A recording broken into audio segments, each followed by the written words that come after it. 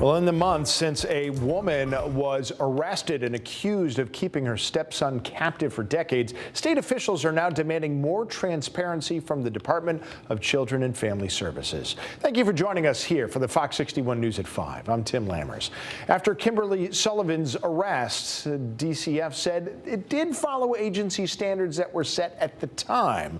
But lawmakers are now saying that's not enough. Fox 61's Jamel Johnson is in Waterbury with more on what officials are doing to get more information from that department.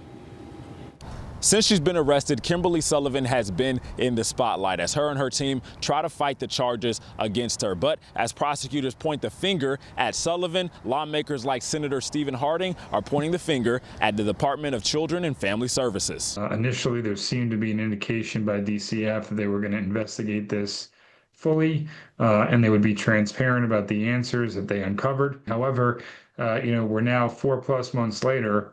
We have little to no answers. Senator Harding and other minority Republicans believe there's been a lack of transparency from DCF about their investigation and a lack of urgency to release any possible findings to the public. More than 20 years ago, DCF visited the house of the alleged captive, but say they didn't find anything of concern. After Sullivan's arrest in March, the department released a statement saying, quote, "There were no records located in that system related to this case. Unsubstantiated investigations and investigation protocols are expunged in the electronic case record after 5 years unless a subsequent investigation is substantiated in accordance with state law." However, the department mentioned records were found in the archived closed records and they'd be reviewing them and making any reforms to practices as needed. From what I understood, that they were going to look further into it and find some records beyond the 5-year period to really track down what occurred here. Now, 4+ months later, when there's still no answers, even an update would be probably more progress on an update to the public than what we have, frankly, now. Senator Harding says the department's silence is not a good look to the public, and there needs to be a consistent pipeline of communication. It's not serving anyone in the public any good